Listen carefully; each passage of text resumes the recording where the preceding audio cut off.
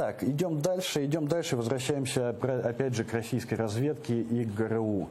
Эпичнейшее интервью и вообще эпичнейшая история с Башировым и Петровым, которые поехали в Солсбери отравить Скрипаля, бывшего тоже перебежчика российской разведки.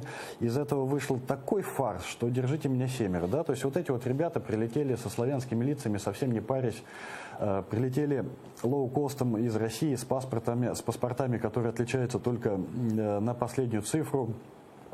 Поехали в Солсбери, там засветились на всех камерах, в Лондоне засветились на всех камерах, в Солсбери засветились на всех камерах, вернулись, поехали второй раз, опять засветились на всех камерах, выкинули флакон с новичком, который специально для них готовили где-то в секретных лабораториях ГРУ под видом флакона духов Нина Ричи, перепутали мусорный контейнер с боксом для благотворительности, кинули его туда, там его нашел этот англичанин, подарил своей подруге, они тоже оба траванулись.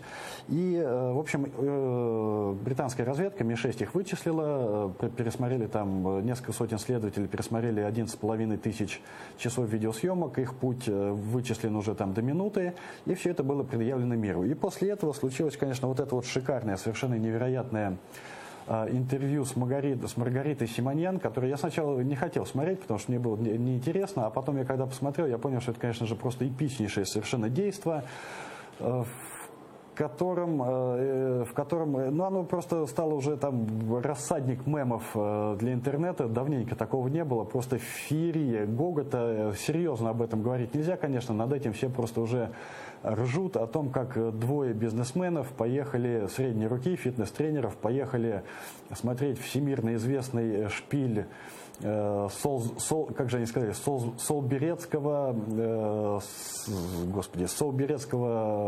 храма, смотреть этот шпиль, и вот они на полном серьезе все это рассказывают.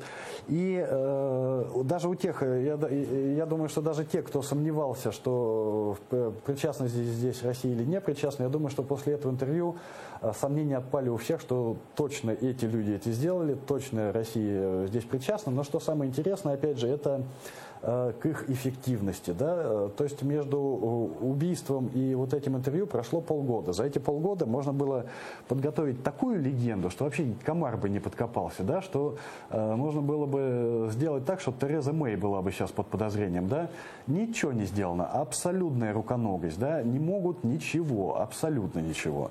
И это радует, да, это радует. Вот такой вот у них фашизм, и мы не можем этому не радоваться. Все через уши у них там делается. У нас есть